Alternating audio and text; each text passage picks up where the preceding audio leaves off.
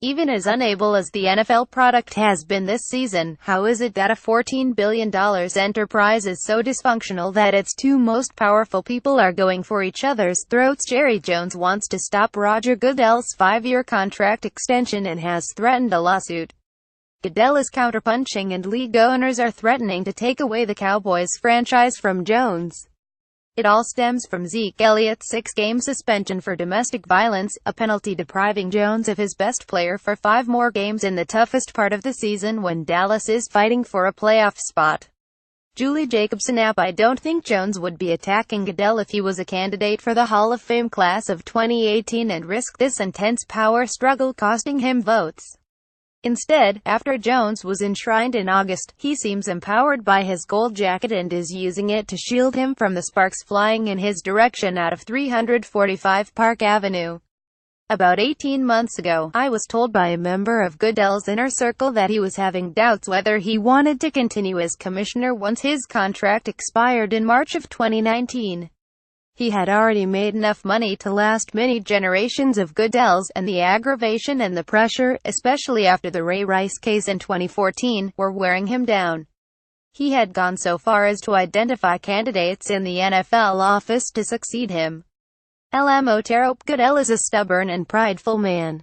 I've known him for 35 years, back to when he was a public relations intern. If he still was undecided whether to stay, there's no way he would leave now and let Jones win. Besides, he's only 58 years old, and even though he's made $200 million since he became commissioner in 2006, who leaves what is now $40 million a year on the table even if this is no longer the dream job and the only job he's ever wanted. I was covering the Cowboys for the Dallas Morning News when Jones bought the team 28 years ago. Immediate impression after the Saturday Night Massacre press conference in the team meeting room at Valley Ranch on February 25, 1989, after Jones fired Tom Landry even before NFL owners had approved his $140 million purchase. J.R. Ewing was no longer a fictional character. Jones is powerful, manipulative and smart, and usually gets what he wants. The end result of this high-stakes showdown: Goodell will get his extension and Jones will still own his $4 billion franchise. Can you imagine the lawyer fees if either one of these issues went to court? Goodell makes the owners too much money for Jones to get enough of them to overthrow him. This is not the NBA and Donald Sterling, and it's just not realistic that Jones would lose his franchise because he is challenging Goodell's contract. This is not just two rich and powerful men staking out their turf. This is Al Davis, Jones' hero versus Pete Rozelle, Goodell's hero nearly 40 years later. This is vicious. Let's take a couple of steps back. On February 4 in Houston, Jones received at least the 80% minimum votes required from the 48-member Pro Football Hall of Selection Committee to gain entry in the contributor category.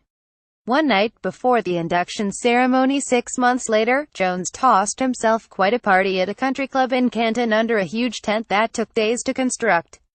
Party cost many millions. Justin Timberlake and the Tennessee Kids provided the entertainment. Imagine JT's invoice for that one. Huge hamburgers in aluminum wrap, a box of donuts and a bottle of water in a keepsake Jerry Jones Gold Hoff box were the parting gifts. The guest list included Cowboys greats and assistant coaches from past eras: Cowboys mascot Chris Christie, the governor of New Jersey in his spare time, Warren Buffett, the only person in the room worth more than Jones, the current Cowboys team and coaches, and Goodell, one of Jones' biggest allies for the past 3 decades. Jones stood on a second level that enabled him to survey his A-list guests. Elliott was hanging out with friends in the main room not far from the stage. Goodell was 20 yards away near the hallway that led into the tent. Elliott and Goodell didn't cross paths. The next night, August 5, Jones was glowing in his gold jacket and wearing a Texas-sized smile as he gave his speech at the Hoff ceremony. As part of his long dissertation, Jones said, "As a young man, I always knew why this game was great and why it had such value, certainly individually, for me. As someone who owned a team, I was always thinking how we could go to the next level, how do we make it better? We have a leader today in Roger Goodell who really does live by that standard. We have a group of owners and coaches and players who cherish their opportunity to carry the ball for a while. We interrupt this love fest for this urgent announcement. 7 days later, on August 11th, Goodell suspended Elliott, concluding a year-long investigation. Elliott was suspended despite never being charged in the case. He was suspended even though Jones, speaking with the assurance of someone owning inside information, insisted all summer and as recently as the day before his induction that Elliott would not be suspended. Back in May, the NFL owners voted 320 to give the 6-member compensation committee the authority to open negotiations with Goodell and come to an agreement on a 5-year contract extension through March of 2024 that would not require a vote by the membership. Jones was part of that 320 vote. But once Elliott was suspended, Jones declared war on Goodell. He has said it has nothing to do with Elliott, but that things had changed in the league since May and he wants the entire ownership to be able to review the contract and vote on it. After Goodell informed Jones of Elliott's suspension before it went public, ESPN reported Jones responded, "I'm gonna come after you with everything I have." Jones is the only owner who has threatened his players that he will bench them if they don't stand for the national anthem. Goodell wants the players to stand but won't make it mandatory. The protests are costing the NFL fans and sponsorships. Jones last week asked for a special league meeting to discuss Goodell's extension. He was turned down and told to wait for the regular scheduled winter meetings in Dallas on December 13. A couple of weeks ago, Jones hired high-powered attorney David Boies to represent him in his fight against Goodell in the league. Boies is an interesting choice because he successfully represented all the NFL owners in the 2011 lockout battle against the NFLPA. It was reported that Goodell is asking for $49.5 million per year and lifetime use of a private jet at the NFL reduced rate and lifetime health insurance for his family. If he can get that, good for him. But it seems out of he would get paid twice as much as the NFL's highest paid player and receive lifetime health insurance when players who bang their heads against each other for a living don't have it and then face endless red tape when they file disability claims.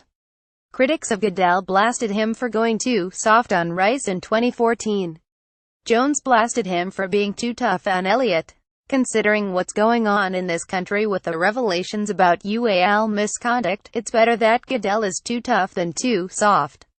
Jones sees no reason to rush into signing Goodell up right now for another $200 million. He's served about 60%, roughly 65% of his contract, Jones said on his radio show. He has 18 months left on there. We've got all the time in the world to evaluate what we're doing. We've got all the time in the world to extend him. We just need to slow this train down and have a lot of time to discuss the issues at hand in the NFL and have a good, fair input from all the owners, which we're not getting. One night before the AFC Championship game in January of 2015, Patriots owner Robert Kraft had a party at his house and Goodell was among the guests. The next day was the beginning of Deflategate. A few months later, Goodell suspended Tom Brady 4 games, fined the Patriots $1 million and took away first and fourth round picks from New England. Moral of the story: never invite Roger Goodell to a party. Paul Burnett. Happy Fumble Day. Giants Stadium exactly 39 years ago, November 19, 1978. Joe Pisarcik followed orders and tried to hand the ball to Larry Csonka instead of taking a knee to run out the clock. There were 31 seconds left with the Giants up 17-12 against the Eagles.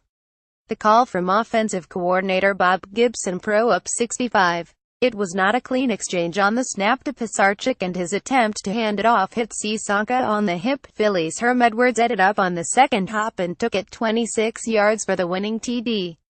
Not to be outdone, the 5-year anniversary of Mark Sanchez's butt fumble is Wednesday. It happened in the Jets game at MetLife against New England on Thanksgiving night when Sanchez slipped and his head slammed into guard Brandon Moore's butt. New England's Steve Gregory returned it 32 yards for a TD in the second quarter of the Jets' 4,919 loss. Happy anniversary, Joe and Mark. Happy anniversary, Giants and Jets. No Bill. Tyrod Taylor helped the Bills get off to a 52 start, but after blowout losses to the Jets and Saints, rookie coach Sean McDermott benched him and will start rookie Nathan Peterman, a 5th-round pick, against the Chargers in Los Angeles on Sunday. Taylor was brought in by Rex Ryan, so he's not McDermott's guy. He lost his job after he was 9 for 18 for 56 yards in a 4,710 loss to New Orleans last week. He was benched with just under 5 minutes left and the Bills trailing 403 1 week after he was sacked 7 times in a 3,421 loss to the Jets. The Bills have 2 picks in each of the first 2 rounds of the 2018 draft and have the currency to move up for a quarterback. They passed on Deshaun Watson and Patrick Mahomes with the 10th overall pick this year and swapped spots with KC and picked up the Chiefs' 2018 number 1 pick. They also own the Rams' second-round pick for WR Sammy Watkins and the Eagles' third-round pick for CB Ronald Darby. They traded their own third-round pick to the Panthers at the deadline for WR Kelvin Benjamin. It wasn't surprising that Taylor was benched as much as it was surprising that he held the job for 2.5 years. If Todd Bowles was ever going to bench Josh McCown and give Christian Hackenberg, and to a lesser extent Bryce Petty, a chance to play, it would have happened after the loss in Tampa dropped the Jets to 46 going into their bye week. It seems clear that Bowles and his coaches and perhaps GM Mike Maccagnan, who drafted both of them, concede that neither can play. NFC East, the Giants have 4 home games remaining, including all 3 against the NFC East. If MetLife is more than hell-filled with Cowboys fans on December 10th, Eagles fans on December 17th and Washington fans in the final game on December 31st, it will be humiliating for John Mara and Steve Tisch and make it even harder to bring back Jerry Reese and/or Ben McAdoo. The NFC East games are always the most intense and anticipated on the Giants' home schedule, and this year they are meaningless except for draft position. The Giants' scoreboarding is not focused on the Eagles, Cowboys and Washington. Instead, it's all about hoping the Browns and 49ers can win some games and the Giants can get the number 1 draft pick. If the season ends with the Browns winless, they would get the first pick for the 2nd year in a row. If the Giants and 49ers each finish 115, the 2nd pick would not automatically go to the Giants just because they lost to the 49ers. The tiebreaker is strength of schedule, the 1-loss records of the 16 opponents, with the team having the weaker schedule getting the higher pick. The reasoning is they had the same record against an easier schedule, so they are worse. My early prediction is the Giants wind up with UCLA QB Josh Rosen. Even though Darrelle Revis was terrible last year, I still thought at least one team would bring him in for a workout. Cornerbacks are such valuable commodities, especially a guy with a Hall of Fame resume, but Revis' indifferent play for the Jets convinced teams he was no longer into it. It's too bad for the Bucs that no more New York teams are coming to visit. After beating the Giants at home on October 1st, the Bucs lost 5 in a row until the Jets visited on November 12th.